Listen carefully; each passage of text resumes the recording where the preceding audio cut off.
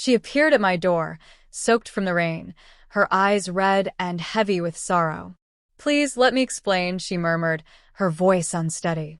It had been a year since I last saw her, since I found out she had been unfaithful and left without saying a word. I thought I had buried the hurt, moved forward. But as I looked into the eyes of the woman who once shattered me, I realized some pain never really disappears. We met in the most unexpected way, at a coffee shop, where she clumsily spilled her drink on me. Flustered, she apologized again and again, and somehow that awkward encounter turned into hours of conversation. It was natural, easy. It felt like something bigger than coincidence had brought us together. We fell for each other quickly. She was everything I thought I needed, sharp, full of life, with a laugh that could lift the mood in any room. We shared our hopes, our fears, even dreams of a future together. It felt right, like she was the one. A year later, we exchanged vows in an intimate ceremony, surrounded by those who mattered most. I looked into her eyes and promised forever, never imagining that one day those same eyes would be filled with shame and regret. The beginning of our marriage was everything I'd hoped it would be. We were inseparable, late-night talks, impromptu getaways, lazy mornings tangled up in each other. It felt like we were on the same team. At least, that's what I believed. But looking back, I can see the signs had been there long before I acknowledged them. She started to pull away, not all at once, but slowly. She laughed less, spent longer hours at work, seemed lost in her phone even when she was right next to me. I chalked it up to stress, convinced myself that rough patches were normal. I never imagined the reality would be so much worse. One Friday evening, she told me she had to stay late at work again. I nodded, pretending not to notice how she avoided my gaze, how forced her smile seemed. I sat alone at the table, staring at the untouched dinner, trying to dismiss the unease in my gut. But something felt off that night. Maybe it was instinct. Maybe it was the weight of all the little red flags piling up. I did something I never thought I would. I looked at her phone. She usually kept it locked, but this time she hadn't. The screen lit up with a message. "Last night was amazing. I can't stop thinking about you." My heart didn't break all at once. It cracked with each word, each image, every piece of the double life she had been leading. I stared at the evidence, numb. I didn't yell. I didn't wake her. I didn't even cry. Something inside me just switched off. There was nothing left to say. No conversation could fix what she had done. I packed a small bag, just enough to get by. I left the wedding ring on the nightstand beside her phone and walked out without a sound. No note. No confrontation. Just the quiet finality of a closed door. I told myself I was leaving the pain behind too. But pain doesn't stay put. It clings. Leaving her wasn't the hard part. It was waking up the next day in a place that didn't feel like home, realizing the life I had built no longer existed. That was the real loss. I settled in a new city, far from anything that reminded me of her. I rented a small apartment, bare walls, a mattress on the floor, no pictures, no mementos. Just space, and the echo of everything that used to be. I thought if I stripped everything back to nothing, I could rebuild myself without the broken pieces she left behind. The first few weeks were a blur. Wake, work, sleep, repeat. Even rest offered no peace. My dreams were haunted by memories. I'd jolt awake, heart pounding, reaching for someone I didn't want beside me anymore. I avoided people. Questions like, "Are you doing okay?" felt impossible to answer honestly. So I lied, smiled, pretended. I tried burying myself in work, in routines.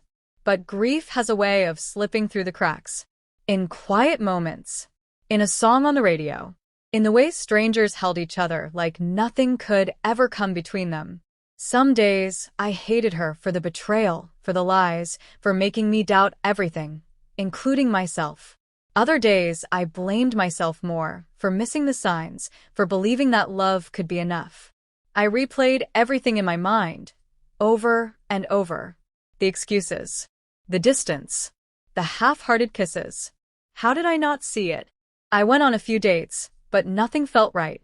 Everything reminded me of her, not because I missed her, but because I couldn't understand how someone could fake it so well. I was still trying to make sense of it. Healing didn't come in a straight line. Some days I felt strong, like I was finally moving forward. Other days, I could barely breathe under the weight of memories. Grief doesn't always knock. Sometimes it ambushes you in the cereal aisle, or in the morning light hitting the floor just right. But eventually things began to shift. Not in huge ways, just little moments, genuine laughter, a night of uninterrupted sleep, a morning where her name wasn't the first thought in my mind. I found new habits, new faces, new reasons to keep going. I started writing again, something I had abandoned when we were together. I found joy in old passions. I met people who saw me without the baggage, who reminded me I was more than what I'd lost. I thought I had left her in the past, that I had buried the pain deep enough to move on. But pain doesn't always stay buried. Sometimes it resurfaces, quietly, suddenly, like the day she came back into my life. An ordinary day, one I never expected to remember. I had just come home from work, groceries in one hand, keys in the other. The sun was dipping below the horizon, casting a warm amber hue through the window of my apartment. It felt like any other peaceful evening, another quiet step forward in my journey to heal. Then there was a knock at the door, gentle, unsure, barely there. I wasn't expecting anyone. Maybe a neighbor, I thought. Or a delivery. But when I opened the door, it wasn't either. It was her. She stood there soaked from the rain, water dripping from her clothes, her hair stuck to her face. Her eyes were puffy and red, shadowed by the same memories I had been trying to forget. She didn't look like the woman I remembered. She seemed smaller somehow, like life had pressed down on her, etched regret into every angle of her face. We stared at each other for a moment, the silence between us thick and raw. Her lips parted, trying to speak, but her voice faltered. Finally, in a whisper barely louder than the rain behind her, she said, "Please, just listen." I could have closed the door. Part of me wanted to. But something, maybe curiosity, maybe the need for closure, kept me rooted. I moved aside, and she stepped in slowly, trailing water behind her like a shadow. She didn't sit down, just stood there wringing her hands, as if she could wash the guilt from her fingers. When she finally spoke, her voice trembled. "I've been trying to find you. I needed to see you, to say I'm sorry." That word, sorry, carried too much weight and not nearly enough at the same time. I leaned back against the wall, arms crossed, face unreadable even though my heart was caught in a storm. "It's been a year," I said. "And all you brought is sorry." Tears welled in her eyes again, spilling before she could stop them. She stumbled over her words, admitting to her selfishness, the mistake she made, the nights she spent wide awake, haunted by the silence after I left. She confessed that the affair had meant nothing, that losing me shattered something in her she hadn't known could break. She told me she kept expecting me to come back until she realized I wouldn't. And I listened. Not because I needed her apology, not because I missed her, but because I needed to hear the truth out loud. I needed confirmation that walking away had been the right choice. And it was. When her voice finally gave out, the silence that returned was thick and heavy. She looked at me, searching my face for some kind of response, maybe hope, maybe forgiveness. But I had none to give. After a long pause, I spoke, my voice low and steady. I used to replay that day over and over, wondering if I should have stayed, tried harder. But now, standing here, I know I didn't lose you. You lost me. Her face crumpled, and she nearly collapsed under the weight of those words. "Please," she whispered, "give me another chance. I've changed. I've been so lost without you." I shook my head slowly. "I'm glad you came," I said, "but not for the reason you think." She reached out instinctively, as if to bridge the space between us. I stepped back, making that distance even wider than the time we'd spent apart. "I forgave you a long time ago," I continued, "but not for your sake. For mine. I couldn't keep living under the weight of the anger, the pain, the betrayal. I needed to let it go. And now I have. I don't hate you. I don't love you. I just don't feel anything anymore. Her sobs grew quiet, but the tremors in her body said everything. And there was nothing left to say. No amount of regret could fix what had been broken.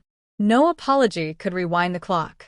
I walked to the door, opened it, and looked outside. Then, without looking back, I said, "Goodbye." And I closed the door. Not just the one she had walked through, but the one inside me. That chapter of my life was over. I stood there for a moment, not out of hesitation, but because I could finally breathe. The silence wasn't heavy anymore. It was freeing. For the first time in a long while, I didn't feel the weight of unanswered questions or buried hopes. I wasn't waiting for closure anymore. Healing doesn't arrive with fireworks or dramatic endings. It slips in quietly. On the mornings you wake up without a lump in your throat, when you laugh without forcing it, when you see a reflection and it no longer carries the shape of their betrayal. She returned hoping there was still space for her in my heart, but what she didn't know was I had already moved on.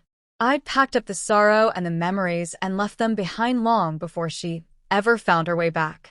Forgiveness isn't for the person who hurt you. It's for you.